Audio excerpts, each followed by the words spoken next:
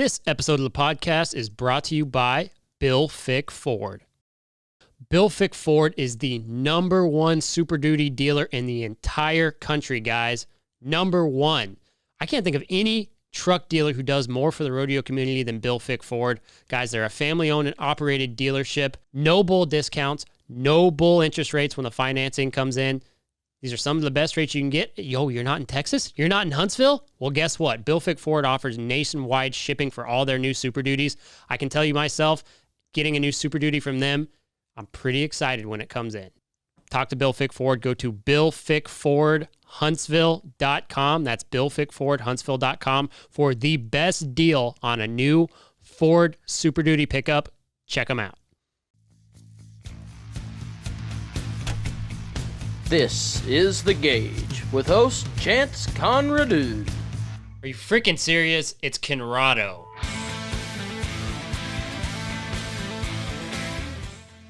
This is The Gauge, and I'm Chance Conrado. On this episode of the podcast, we have got Ranch Water. Katie Brown, the founder and CEO of Lone River Beverage Company. Here's the deal, and I've said this before. I have never tried any seltzer ever in my life. Then this little drink called Ranch Water comes along. Someone suggested it. Don't remember who. Turns out it's delicious. Started talking with Katie. I really support their company, both in dollars spent and, just verbally saying how great it is. I love their model, their background, being from a ranching family, her vision and how much they've grown this little company in such a trying time in COVID-19. The fact that she wants to be engrossed in the rodeo lifestyle, support athletes, support what we love. These people are great. You guys need to go to a Specs, a Total Beverage, an HEB, wherever else you can get Ranch Water and buy it. Buy it now because it's awesome and they're great people. Check it out. Yeah, so kind of how we just like, if you've listened to them, they just start, right? Yeah. Actually, a lot of times in the early episodes, like, we tell Ty, like, don't even tell them that they're going because they'll just be having a conversation because that's what we do. Yeah. If you notice, there's never, like I was telling you yesterday when we were talking, there's not really an agenda, right? It's just shoot the shit and talk. And why it's great to have you is because I consume a lot of your products on this show. So it makes sense that we sit together and discuss. And have a drink world. together. Literally. Yeah. I mean, it's the least you could do because I have really been a good patron. It's true. That's why I brought you a cooler. Exactly. Which that cooler is sick. Yeah. Now the key is making sure sticky-handed Ty keeps his hands off of the merchandise. What? We were talking about I don't know this what you're earlier. talking about. We were talking about this earlier. He's already wearing the bandana. I know. He's the type of guy who would just wear a bandana around. Yeah. Hey, it's a nice bandana. I like it. Yeah. What's the kid's name from karate? Danny. What's his name? Oh God, I can't LaRusso. remember. Danny LaRusso. Yes. Yeah, you're like a regular Danny LaRusso with a ponytail, without the skills, mind you. Wow. Some shade over here. And don't worry, this happens every podcast. Yeah, he got absolutely eaten alive. You know who Anthony Lucia is? You ever seen the Live with Lucia? So he was in here. It got hard for Ty. Like, I'm surprised he didn't walk out. It was like a roast. It was a straight up roast of a guy who's behind the cameras. He's like, I didn't ask for this. Yeah, I didn't sign up for this. Yeah, it's a tough life. It's really interesting, right? Because like hard seltzer, not to like over discuss the product, but it's like I had literally never tried any of those hyper feminine drinks before. Yeah. Until this one came out, and it just happened chance. It might have even been Courtney Dehoff who mentioned like, "Hey, you should try that." I don't know who it was. Yeah. I tried. I was like, "This is not girly at all. This is great." Totally. And I still to this day haven't tried White Claw. the White Claws, which is like that's got to be like quintessential. Yeah, like stereotypical. The first kind of, yeah, and I mean, that was intentional on our side is we just looked at the category and it was nothing that we really wanted to regularly drink. Yeah. And so we're like, why can't we create something that we actually want to buy and we want to drink and we want to take out to the ranch while we're, fishing or doing whatever it is we do out there. And, it was something that we felt like, one of the pressure tests for me was my uncle is like, this old school cowboy. He's worked on the ranch forever. He's only had like Coors Yellow Bellies, and literally like that was the only drink you would see in his hand. Right. And so, at the first part of COVID, when we were getting our product in and we were all quarantined down at our ranch, we like had him taste it, and I was like holding my breath because I'm like, if he actually likes this, that really means something to me, because he's a guy that's not going to just change his behavior for, a random new trend. It has to be something he really believes in. So when he started drinking it, that was like a really telling fact to me of, I think this could be pretty big. Yeah. Well, I mean, I guess I don't have anything to compare it to because I have yet to try any other seltzer, but I mean, it is good. Like, I would opt for that over any beer. Yeah. I'm not a big beer guy. I don't make you all bloaty. These have like no ingredients in them. Yeah. And which I mean, is great. It's like intentional. We wanted, ranch water, the cocktail, traditionally it's tequila, soda, lime. It's a very simple recipe. So when we put ours in a can, we wanted to keep it really simple. And it was important to us to use the real lime juice or real grapefruit juice. And that's something that a lot of the competitors don't do. So I think just getting that like freshness of a real juice and the effervescence of the carbonated piece of it too, it's just light and refreshing. And it's not something that weighs you down. You can drink a bunch of them and you don't really feel like you have like a rock in your stomach from like an IPA or something. Yeah, beer. Yeah. Then maybe you don't get a beer gut if you overconsume them. I don't know. There's like a few people I'm thinking of right now that I really need to switch over for their own just physical well-being. But it's kind of the premise on this show, which you've listened to quite a few episodes now, it sounds like, is, not necessarily just rodeo athletes, but people from similar backgrounds who are able to kind of carve something in the business world or the entertainment world or whatever. I mean, there's a lot of people. I mean, we were just talking about like the Kendall Joneses and some of those girls. She just never rodeoed, but she comes from the same background, right? Totally. Her dad was a rancher and they have property, and it's the same type of people, right? Yep. And so when somebody like you who grew up on a ranch who has this background goes into the business world and creates great products, like, it is so important for people like you, your family, whomever's involved in your endeavors to be a part of what we're all a part of, because that's what helps grow the sport. And that's why it's important to talk to people like you, in my opinion. Yeah. And I think that's what's been interesting for me in listening to your podcast and what you guys are doing is looking at the cultural element of rodeo and how far that extends and, how that can be pulled into other industries. And it's been really fun for us to see how much the Western industry has really embraced our brand. Yeah. And honestly, for me, the most exciting part about what we do is just building those relationships and making those connections with some of these people that, nobody knew who we were. And they reached out to us and they're like, hey, I just love what you're doing because I feel like it resembles my lifestyle and I want to be a part of it. And so, I think I talked to you yesterday about one of the early bareback riders, Tilden, who,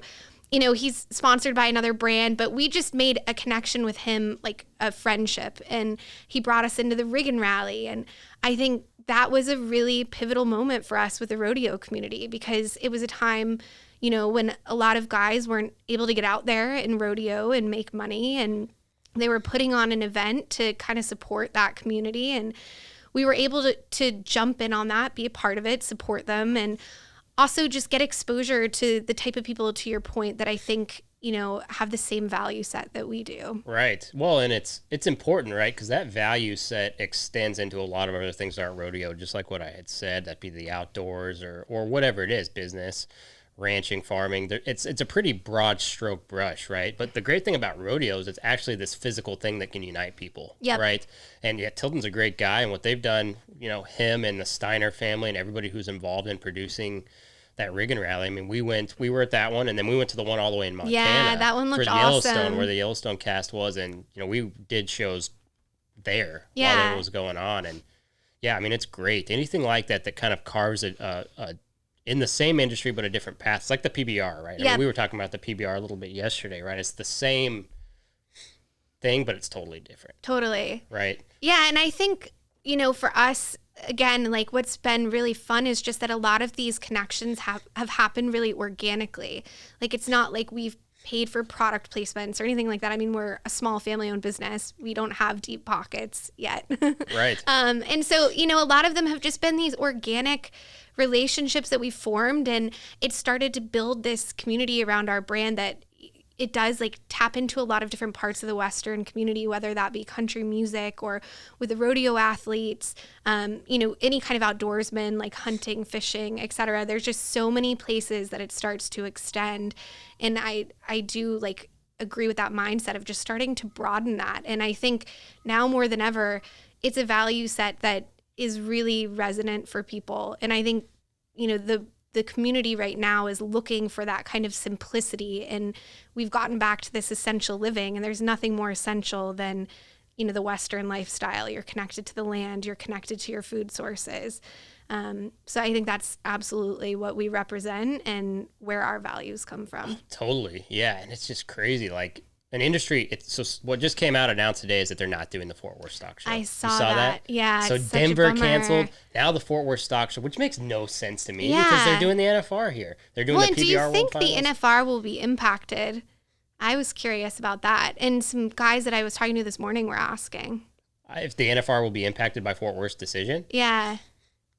No, I mean, because that's its own rodeo committee. It's a separate entity altogether, and they've already sold out of the tickets at the NFR. It's like they've made the deal with Globe Life. They've made all the deals, so I don't see how it could. I thought it was going to go the other way. Like, I thought it was going to open up more, and they were going to try to sell more tickets. Absolutely. But then Fort Worth cancels their rodeo. It doesn't make a lot of sense to me, but I haven't, just because it's still early in the day, I haven't looked into it enough. Yeah. Just like, I saw it on Facebook, like, what?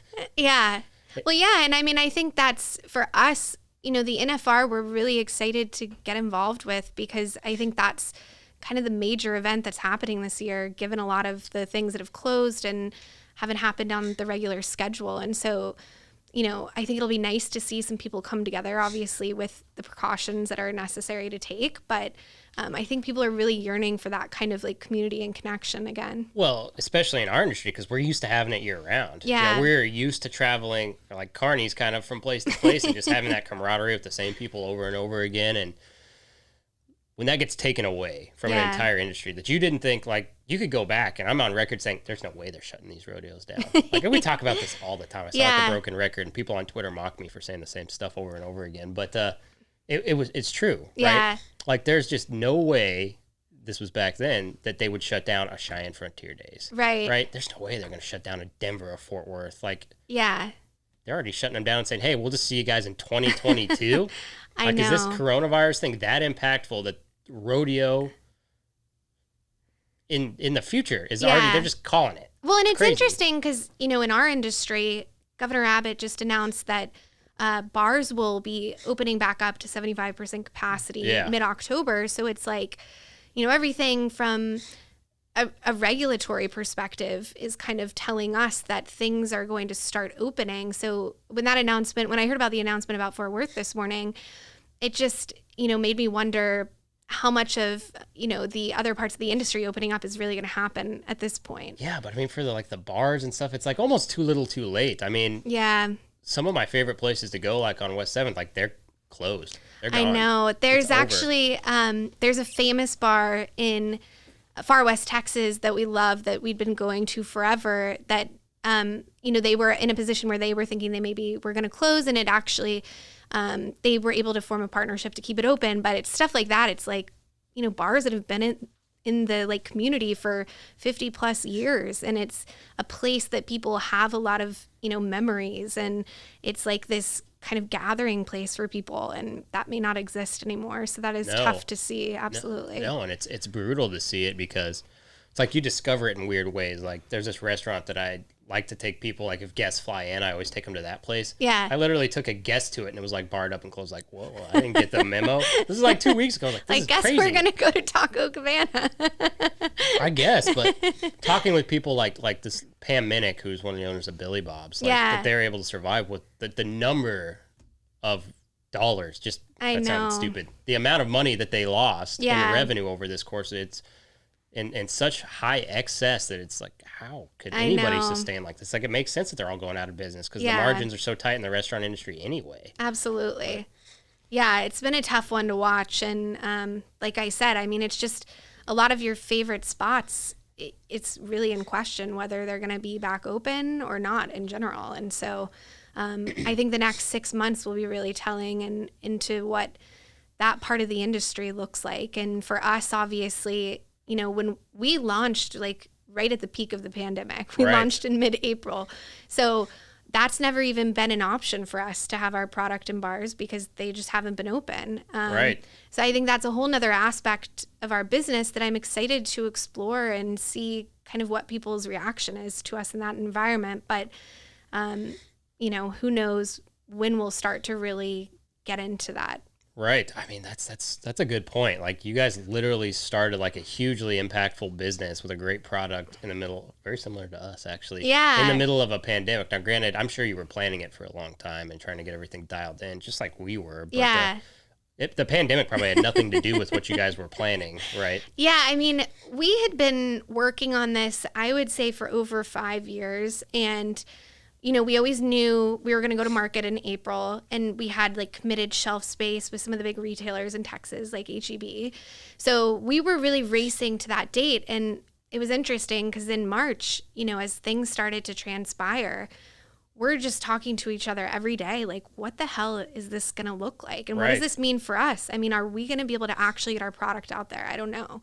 And so on the other side of that, just our supply chain, it was like everything that you could imagine going wrong just went wrong. Like, there was a global aluminum shortage, Oh yeah. all of our raw materials. That's still a problem right now. Yeah. I mean, it's been crazy to navigate. And, even just to the point of right after we had launched, like, our product was selling out really quickly, and our distributor was calling us and they're like, how quickly can you get more product to our warehouse? We need it ASAP. So we're busting our ass to get it out there. We get it on the truck, and I get a call a few hours later, and the truck was in an accident. So we lost like half of the inventory in the truck. The driver was fine and everything, but it was just another thing where I was like, damn, like, it would have been really interesting to see what it would have looked like if we launched, in a regular time. But I think that said, there's obviously been a lot of tailwinds behind us just, with COVID happening. And so we've been really lucky, I think, in where we are now. Yeah. I mean, like, launching a business in this environment and having it be successful. I mean, can you imagine what regular life is going to like for business? Everything's going to be a cakewalk.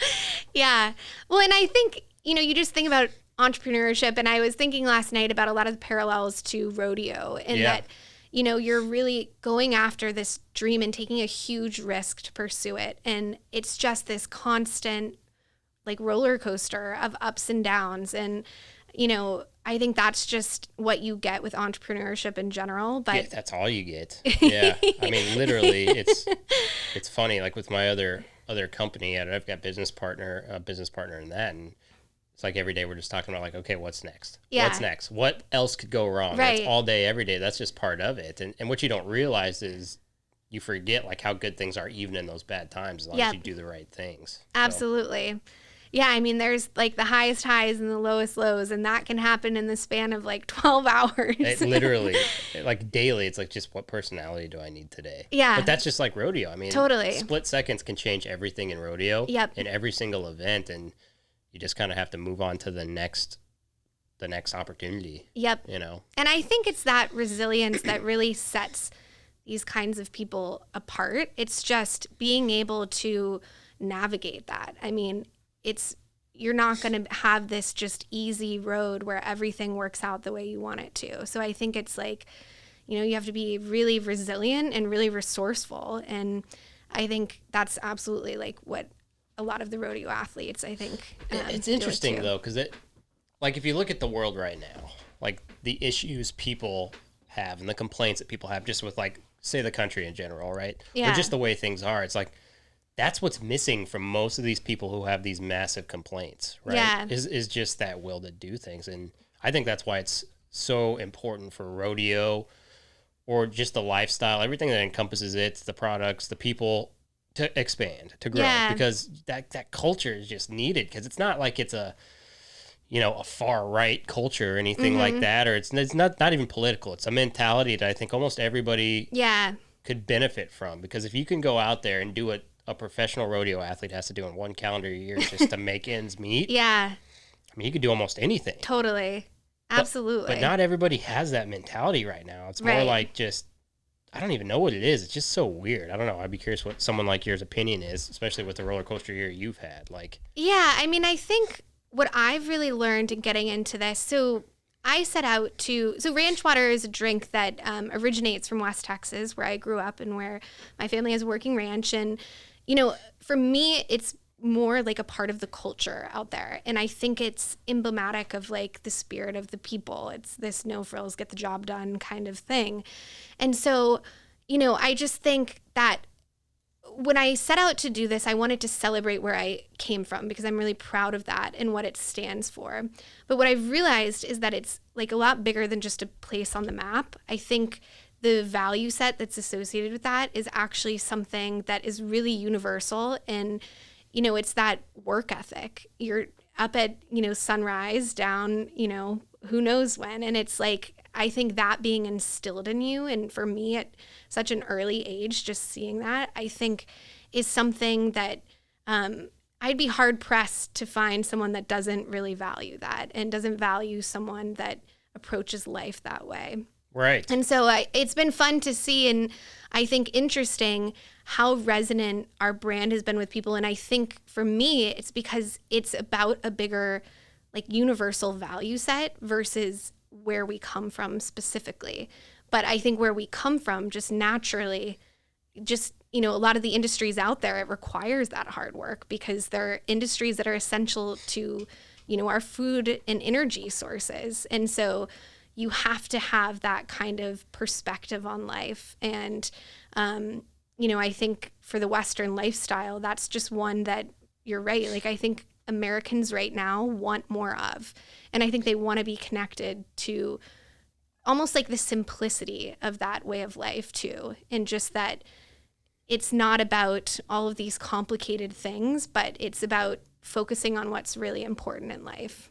Absolutely. I mean, that's what the entire thing is evolved into and what it's always been. I mean, it's really a simple thing. Like ranching and farming, it's really simple. Because if you don't do the right things, the very simple, most basic right things, it's all going to fall apart. Right. So if you take that same mentality into like a business like yours or what we do, I think that has a lot to do with why these type of things are so successful. Because you just come from a place where everything's hard. Yeah. So you just carry that with you and it makes things fall in place. It just feels like. Yeah.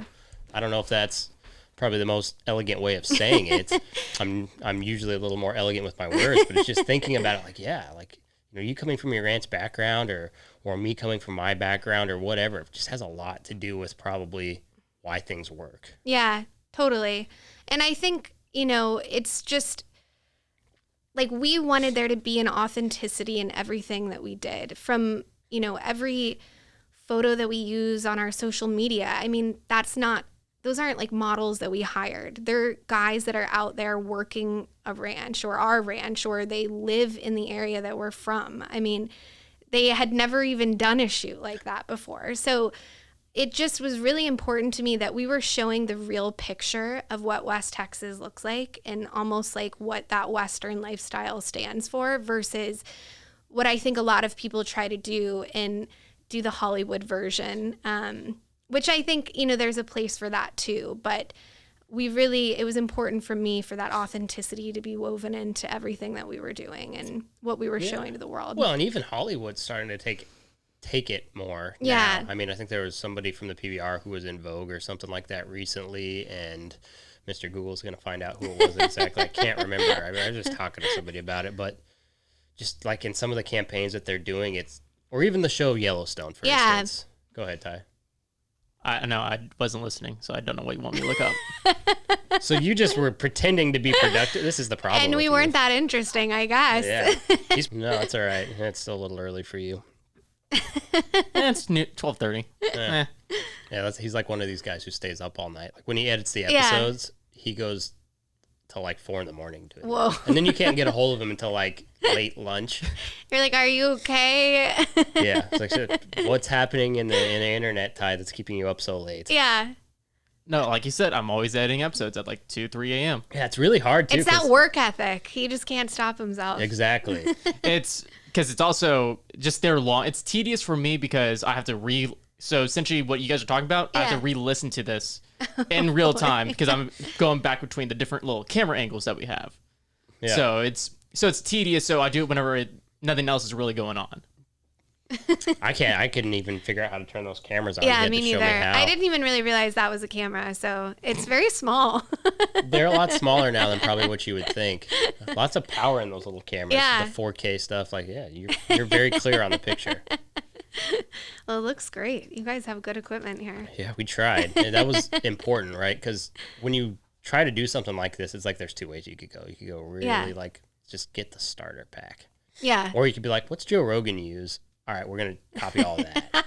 That's what we did. And then, he copied us. Play now to he's win. in Texas. Yeah. It's like dress for the job you want. Yeah, exactly. Exactly. It's interesting, though, because it's like you guys are in a what I feel like would be like a really cutthroat business. Right? Yeah. It's got to be brutal, right? Oh, my gosh. It is just the Wild West, honestly. You want to talk about a business that is the Wild West, it is this industry.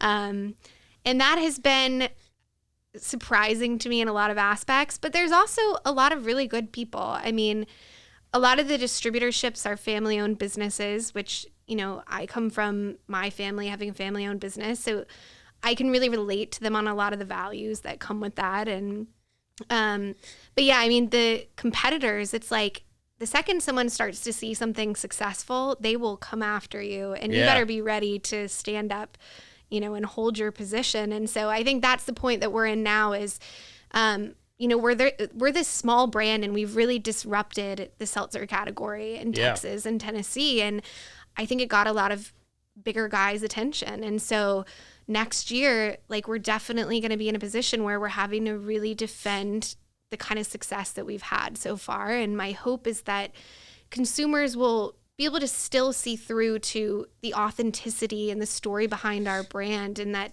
this isn't just something that we wanted to commercialize. It's something that we really believe in. Right. And so I do think that's what will continue to differentiate us. But a lot of times, you're at the store and looking at the refrigerator, and you're not going to be thinking through all those decisions. So I just hope that the work that we've done so far and the stories that we've told are something that people will continue to remember as, there's a flood of more and more competitors. Yeah, I mean, because that's what happens, right? The big corporations with the deep pockets, they see something and they either try to buy it or they try to duplicate it. Yeah. Right? And then their reach is so much farther. So, it's definitely a different ball game. And I mean, to be honest, those are the growing pains that we've had recently, is just how quickly we've had to scale our business. We started out pretty small, and now it's we're, the number 3 seltzer in the state of Texas. And so that's a totally different stage to be competing on than, being just in the set of the local craft seltzers. So even though we're small and we don't have that many resources and we have a very, efficient team, it's we're going to have to compete on that level and really get smart quickly. Yeah, and which is not necessarily something that I envy. Especially, if you're the number 3, it's pretty obvious who that top 3 probably is with you guys. But those are big companies. Yeah, it's crazy. Could you imagine if you dethroned, it's probably White Claw's number 1. Well, and we have, in our 6-pack SKU, we are number 1. So we've dethroned them to a certain extent, but in 6 months? That's crazy. Yeah, it's crazy. This exceeded my wildest dreams. We never thought that we would be in this position right now. And so I'm sure you can just imagine everything that comes with that. We've had to scale our production from, making 2,000 cases to 100,000 cases. That's a massive jump that requires a huge amount of infrastructure. And oh, absolutely. And I don't come from a supply chain background. I've worked in branding and advertising. So, I'm having to negotiate all these things and find cans. And it's how did we get ourselves into this some days? But yeah, it's fun. And I think for me, it's just, I feel it's about something bigger than just the product itself. It's about this brand we've built and what it means to me personally, but also what it started to mean to other people. And that's something that I think is worth fighting for. And I don't want ranch water to become this just commercialized generic thing. It has a great legend behind it. It is something that is associated with West Texas and the ranchers out there. That's what it should be. It shouldn't just be a generic product that any beer company can make. Yeah, I mean, absolutely. Because at the end of the day, it's like everybody wants something more exclusive, right? At least that's how I am. Like, if you tell me that there's a pair of boots that there's only like 2,000 of them made anywhere, okay, cool. You're like, I'll do anything to get a pair. Exactly. So, I mean, which is one of the things I like about ranch water. Like, I have to go out of my way to get it. Yeah. Right? And that's why I like it. But, I mean, not that I wouldn't prefer it to be convenient. Luckily, I've got a cooler full that you brought me. It's going to last me a while. But, are we sure that's actually going to last a while? I don't know. I mean, if you go back and you look at kind of the receipts from the last couple months, yeah, I think we probably contributed pretty large to that increase of yours. I'm going to say 2 weeks max on what you guys gave us. And you guys gave us a lot. Yeah, I mean, my husband can blow through a 6-pack in a night easily. I probably can too, honestly. They just go down to, so they're dangerous because of that. I know. I honestly sometimes find myself at like 3 p.m. starting to crack one open, and I'm like, is this a healthy behavior to like get into? I mean, it was the same thing because we do like some episodes in the morning recently, and I'm reaching from like, coffee. No, it's 9 a.m. Because it is really refreshing. It's like, I could drink it in place of like my afternoon, like whatever it is, you know? Yeah, we've had a couple preachers on this show, and it's like just the awkward tension it has when I'm like, so I'm gonna drink right now. You cool with that? Have any of them drank with you, or is it always like? We've done 2 preachers. One was I don't think so. I think Jordan drank. No, he was drinking. I don't know. I think he said he wanted to drink, but it didn't. But said it was too early. Or he had a drive or something like that. I don't know. I mean, in the alcohol content of art, it's not like drinking a whiskey on the rocks. Like, no. You can actually have a couple of these and not feel like, and not be on your ass, like, which I like. I mean, you don't want to be like on your ass every time you have a drink. No. Or maybe you do, I don't know. But depends on what your goals are. Yeah. What are you trying to drown out? Are you just trying to take the edge off so you can have a nice conversation? You're trying to hide some demons. So I think, you know, for me, there's like a lot more occasions that this fits into versus I don't think there's anything that will ever replace like the homemade ranch water that I use my favorite tequila for. But I just think this is something that I can drink a lot more frequently, and it just fits into my life a lot more regularly than some of those spirit heavy drinks. Right. Yeah. I mean, I agree with that. They're just super light, but. And obviously, I'm pretty biased. Well, yeah, you would have to be, right? If you were over here cracking that Coors you were telling me you were going to drink, I was like, I don't know if that's the best idea if you want people to like your brand. Like, you bring it all here, but then you drink a beer. It had been so long since I had a beer that the other night we cracked one open, and I was like, it was a light beer, and it tasted like an IPA to me. Yeah. Just because I wasn't used to that, like, flavor anymore. Yeah. And I've gotten so used to drinking this. So it's interesting how your palate changes. It's like if you don't drink soda, like I haven't drank soda since I was like in high school. Yeah. And I had like a drink of a soda the other day because I was like, I'm dying of thirst. There's nothing. And it literally tasted like maple syrup. Yeah, it like tastes really disgusting sweet. Thing ever. Totally. I think your palate changes as you start to like introduce things more regularly. Yeah, totally. So I have one interesting question, right? It's like, so hindsight's 2020, but this whole thing's ended up being wildly successful where people are like, what are you thinking? Like, why would you want to do that when you kind of came up with the idea? Yeah, I mean, absolutely. Like, I think anytime you're doing something that has a lot of risk involved, people are always like, is that really worth it? Yeah.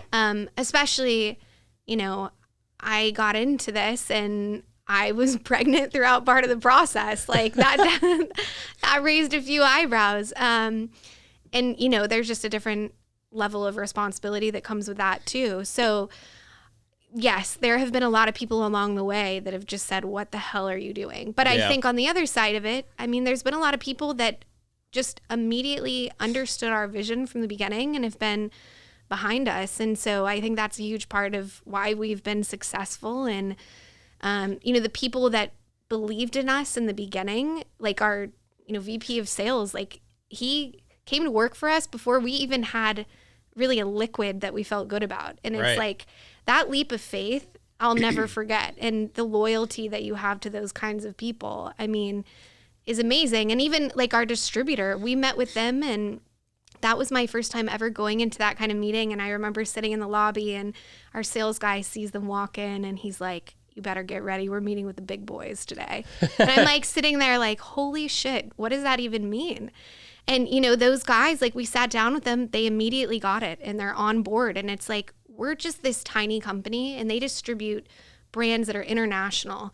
So I think along the way, the most critical thing for me were just those really pivotal points where somebody believed in something enough to take a leap of faith with me and with us.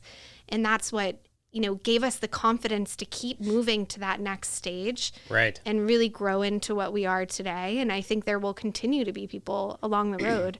And just like I mentioned, like those early people, even from the rodeo industry, that just organically reached out and they're like, I love what you're doing. It's like, I mean, you guys' Instagram's great. So it's hard not to notice, but that was the like same those thing people for me. don't have to do it. It's like, you know, they just genuinely wanted to connect with us. And so that's been really, really powerful. Yeah, I agree. And it's interesting because there's a lot of parallels, right? Because like with the Gauge and everything, it's kind of like my second business venture that I've done. Yeah. And it's always that, right? There's always going to be that element of exactly what you said. But when it works, like it's just great when it works, right? Yeah. 'Cause think about all the people who it doesn't work for. I know. You know, how many people have a great idea? They're too scared, or two, they don't have kind of the wherewithal to make it function. Yeah. And someone asked me a few months ago, like what my piece of advice would be. And as I was really thinking about it, it was like the most important thing I've done is just surround myself with those kinds of cheerleaders that have always said, like, keep going, keep doing it. Like, you can do it. And that's what I think gave me the confidence to just go out and say, what the hell, like, we're going to get this product on the shelf and see what happens. And so I think it's just been like the people around me versus, you know, my own skill set or ability. Yeah. Did you have like this imposter syndrome for a while where you're like, I do not belong here? Or were you just confident the whole way through? I always wonder that, like, especially when someone who doesn't know anything about it, but they like force themselves to figure it out on the fly, which I think is the best way to do it. I mean, I truly think that's the best way to do that. But were you just like, oh my God, these people are going to find out I don't know what I'm doing? Or... Yeah. I mean, every day, like I'm new to the industry and there's a lot of really important meetings and things that these huge international brands do every year. There's like, you know, a very serious methodology into the meetings. And so there's a lot of times when I like ask myself, are we doing this right? Are they going to sit in the meeting with us and be like, this makes no sense? But I think we've always just used our own logic and tried to stay true to what our brand is. And that's always served us really well, even if, and I think it's even given people like, they've been more forgiving of the times that maybe we aren't as savvy on all of the inner workings of the industry, because they just know that we're coming from a place of like, we're working really hard to make this successful. And, you know, we're doing it and trying to make smart decisions. We're not just like throwing caution to the wind and saying like, we don't care. You know? Right. No, absolutely. I mean, it's exciting. Like anytime you get to see good people from a good background succeed, it's just great. And I'm sure there will be a time where you're like looking down from your castle. I remember going on the Gauge. Wonder if they still have that cooler. I hope. And I actually, it's funny because when I think about what I want at the, you know, end of all of this, or maybe there isn't an end, maybe this is just what we do forever, but I just honestly, ironically want to do it to get back to like that simple life and live on a ranch and go collect eggs from a chicken. And, you know, it's funny that like our brand represents that and we're busting our ass to get that out there. But that's actually just what I want in the long term. Yeah. Yeah. I mean, at the end of the day, that's like what all of us who come from this, like if your parents were ranchers or horse trainers and you get away from that, like if you go into media or marketing or business or sales or anything like that for any amount of time, you get so far from those roots that it's so hard to get back to. That it's the same thing for me. It's like my goal is to get back to what I have always done. Yep. But when you start doing things that are bigger, there's so many barriers. Yeah. Right. So it's interesting. And I think that's why you just always chase it, right? Yeah. You always chase it and it just never 100% goes exactly as planned, but you end up in a better place. Yeah. Yeah. I mean, some of the decisions we look back on were like, how did we know to make that decision? Like some of it, I just think, you know, a lot of it's hard work, but some of it is luck. You know, it's Right. like right time, right place. And then when you have the hard work behind that, you're able to really take advantage of that opportunity. And that's 100% what our journey Yeah. has been. Yeah, I mean, absolutely. But it's a good journey. It's a great story. And I don't know. I just feel like it can inspire people. Like if you come into something that you know nothing about and it's just based on an idea, Yeah, if anybody can pull it off, right. you know, as someone who has in you, it should inspire people, right? Especially in a time right now where everybody's just like, I can't do anything. I can't Right. do anything. Just, you know, I don't know. It's and pretty I impressive. think the like disruption that's happened with the pandemic, I think is actually, you know, the silver lining to it is I think it's created a lot of opportunity for people. And I think it's made people reevaluate, you know, what their priorities are and what they want to spend time on and what they want to do day to day. And so I think it's actually created a new set of entrepreneurs that just said, you know what, like even a lot of my friends, like maybe I was furloughed, but that was probably for a reason because I don't want to go back to my 9-to-5 job. Right. I want to do something that I really care about and that Right.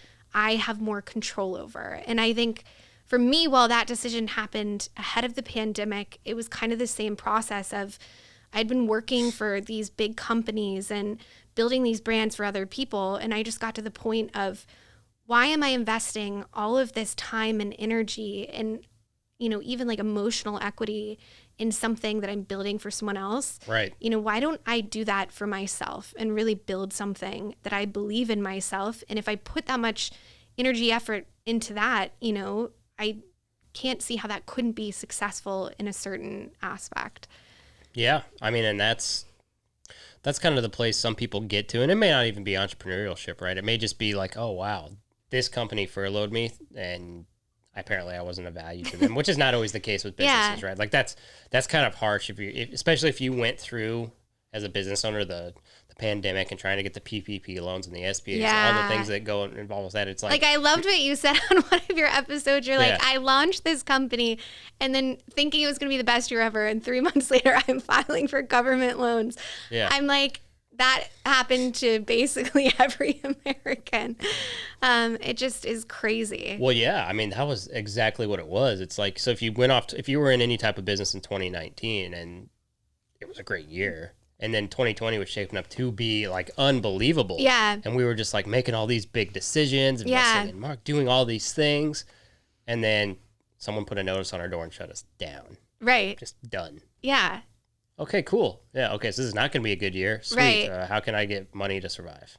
And Government loans. Okay, even cool. like the bar owners that I was talking about from far west Texas, I mean, while it was sad and they were walking away from this business that they had built for the past like 30 or so years, I think they actually looked at it as like an opportunity. Like now there's an opening for me to do other things. Like owning a bar, you have to be there every day. Yeah. And they had built such a strong reputation that it can carry them into other industries. So I do think while it has felt chaotic a lot of times this year, I think it's actually created a lot of opportunity for a lot of people. And I think that will be a huge benefit coming out of it. And we've obviously benefited from it to that extent too, and that we feel really fortunate. Right. Well, and we'll see, right? There'll be this pivotal moment where we get to see what happens when all the smoke clears and the whole thing's done, and what type of people come out. I'm sure it's going to be a little bit of both, right? We're going to see a lot worse out of some people, but then we're going to just see these diamonds who came out of the rough that really do great things. I mean, it'll be an interesting time. A lot of it's going to be dictated by how this crazy election goes and when do we even find out who actually wins that, because we probably won't know that till like next year. Right. But I don't know. It's a weird time. Well, and how has it been for you guys? I mean, you launched in May, right? Or was it earlier? Yeah, we launched in May. I mean, we were doing all the renovations of this place, which we set this whole place up during the pandemic. Oh my gosh. So we went some weird places to get I feel like it probably was like a good distraction though. I feel like a lot of people did like home renovations or like it was the same kind did of thing. like outdoor like projects in their like, you know, woodshed or whatever it was. Like, so I'm sure it was a good distraction. Yeah, I mean, and it's a very similar thing, right? Like initially, like my brain kind of wanted to do this like 2-3 years ago. Yeah. But then I kind of backed off. It's like, I don't know if I want to put myself out there like that. Is the industry really ready? At that time, there were no podcasts really for this. And people ask me like, where'd you get the idea? Where'd you do this? Where'd that? And I was like, I think they're expecting me like, well, I got it from so-and-so or this. It's like, actually, I never listened to a single rodeo podcast ever. I still haven't to this day, which sucks because there's some great people out there doing it. And I would like to like support what they're doing too and listen to their things. But it's just like, gosh, what do we do? Like 6 episodes this week? Whoa. On top of the other business stuff. So it's like during the day, you guys are busy. All day it's doing business stuff for the other company. And then I coming in here and doing podcasts. Like I couldn't listen to anything if I wanted to. But yeah, we started out with an idea, and the goal was always to kind of incorporate 12 Gauge Ranch with the podcast. Yep. And, then we did that, and it was like, okay, let's do it out of this place. Yeah. Just a small office. Wait, no, let's make it bigger. Let's make it a destination. So we found this place. Well, too big, right? Like, that's too big. And then we ended up finding this place, which was, it's in a nice building, but it was a rat hole because it was just like some office and it had purple carpet and all that. And Stains. so we had went all the way in on this place. Yeah. There's these buildings that are made out of like shipping y'all containers. should just move in here. It's nice. Yeah. It is nice. But we found this crazy building that was made out of shipping containers. Okay. And it had like George Strait spray painted on the outside. and That's graffiti. cool. It was awesome. But it had like a living space in it, a shower, full kitchen, all this stuff. Not and I go, bad. this is great. Let's do that. But it was just so dang expensive. It just didn't make sense. You can grow into something like that. You could, yeah. But then this just worked out so much better because we literally got to just blank canvas make this our vision because we couldn't have done that there.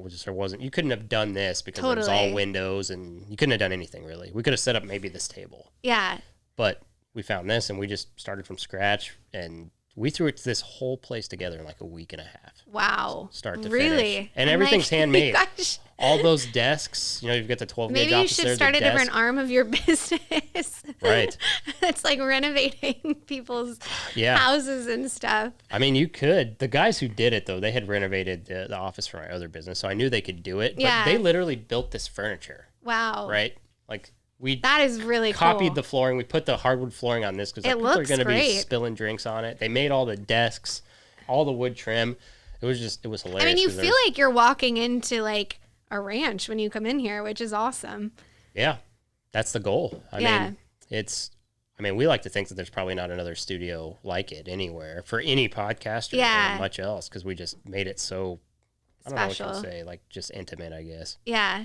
And then there's a bar so people can stumble out of here. And I'm sure post-pandemic there's going to be some crazy stuff that'll happen here. I bet. It's probably going to be a pretty popular hangout. Yeah, everybody says like, you guys should have some kind of a party there. And I'm like, yeah, that would be great, but then we gotta clean it up. Yeah. We gotta clean it up. That's always the worst part. I'm going to need locks for the offices if that happens.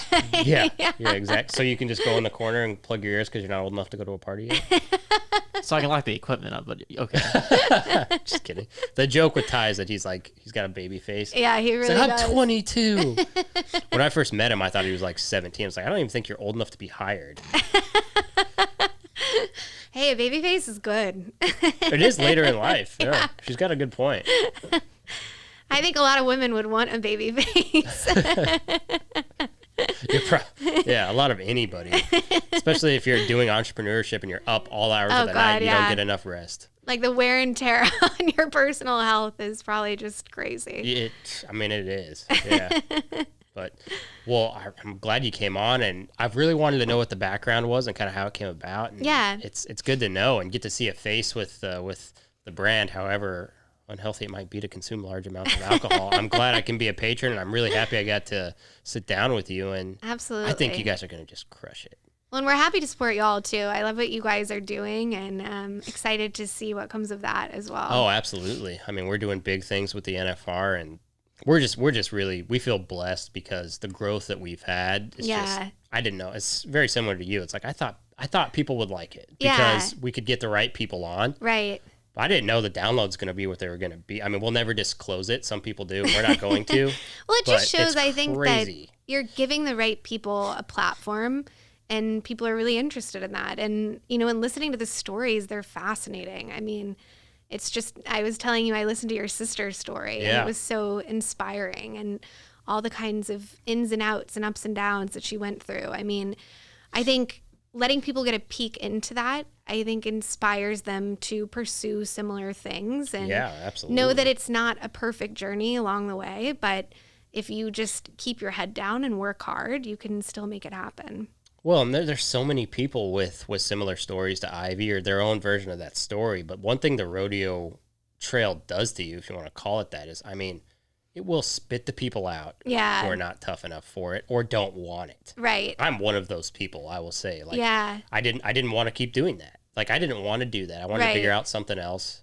And that's kind of how this came to be. Is like, I really want to contribute to the industry that my heart and soul resides in without being in a truck for a whole year. Well, and I mean, that's similar to me too. I wanted to do something that celebrates where I come from and, you know, that kind of ranching community, but I'm not necessarily out there, you know, running the ranch every day. But it takes everybody to make it work, right? Yeah. It's not just the cowboys and the cowgirls. There's the committees. There's the people who run the PRCA, the PBR. Yep. All of the people who are kind of tied into that make it work. And that's where we felt like we could take advantage. There's just someone's got to tell these stories because I know them. I know what these people have to go through, but God, it can inspire everybody. Absolutely. So, and just being live, experiencing it with my sister, and then I had a similar journey, and my other sister too. It's like you can really relate to these people. The fact that Ivy was able to go from that and the chaos that was in there to where she's at now, and it's pretty amazing. Same thing with a Haley Kinzel or a Tilden Hooper who didn't even come from a rodeo background,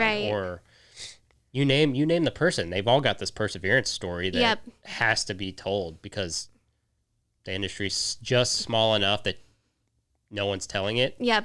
And then we were able to kind of come in and just let them do what you're doing. Sit there, tell it. I mean, there's episodes where I don't even speak. You know? Probably makes your job pretty easy.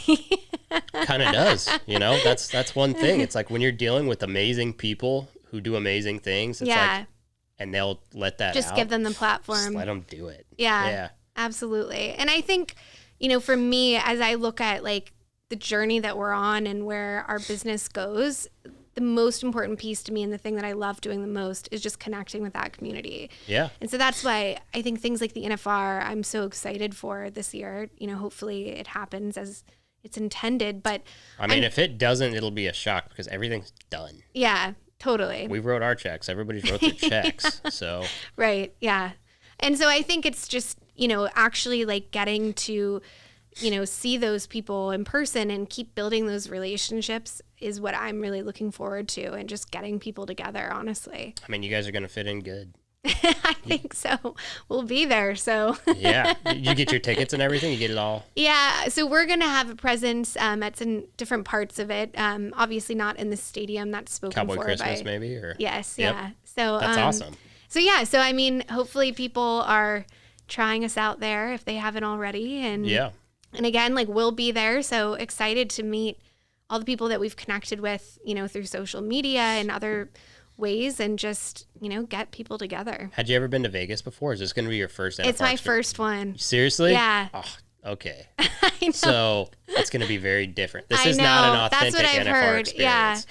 Yeah. So next year we'll have to have a conversation after. Like, okay, so what do you think about NFR in Texas? Cool, let's talk in Vegas. But I do love the fact that it started in Dallas and that it's back here this year. I think there's something really cool about that. Yeah, there's something kind of interesting. I mean, I'm sure that Las Vegas events doesn't feel this way, but there's something interesting about marketplace competition. Yeah, you know? absolutely. But, Cowboy Christmas being at the Coliseum, I mean, that should be cool. And also, I think it'll give a lot of people from Texas the opportunity to go that maybe haven't been in Vegas before because they just weren't going to travel that far. Or, you know, honestly, this year they maybe haven't gotten out and done that many things, but it's kind of the big thing that's happening. It is, and it's at a huge place, and it's going to be the first event in that stadium with a crowd. I mean, it's a historical thing. I mean, it is going to go down in history for something pretty cool. Yep. Now, how it all works out, I mean, the setup as far as for the competition itself is polar opposite of what it normally is, but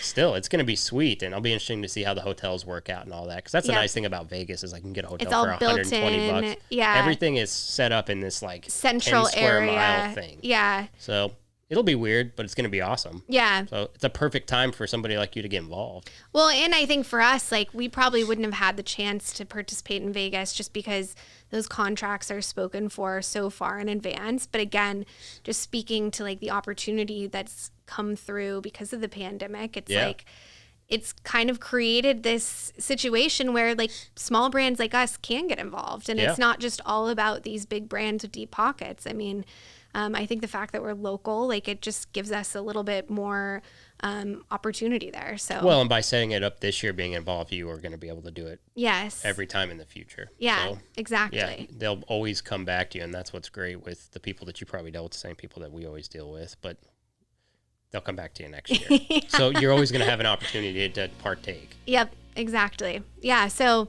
excited to be there, see what happens, and see people drinking ranch water. Yeah, I'll be one of them. So will I. Hopefully not too much, because we're going to be really busy. So hopefully I can find a way to calm down on the ranch water enough to actually be productive. But yeah, we'll see how it goes. Yeah. This has been The Gauge, hosted by me, Chance Conrado, produced and edited by our guy Ty Yeager. Shout out to the executive producers Dustin Pointer and Cody Denton. Marketing and content by Cassie Emerson. Our theme song is by Shay Ashshire and the Night Howlers. Make sure to rate and review this podcast, as well as follow The Gauge on Twitter, Instagram, and Facebook. And make sure to subscribe to The Gauge wherever you get your podcasts. We'll see you guys next time.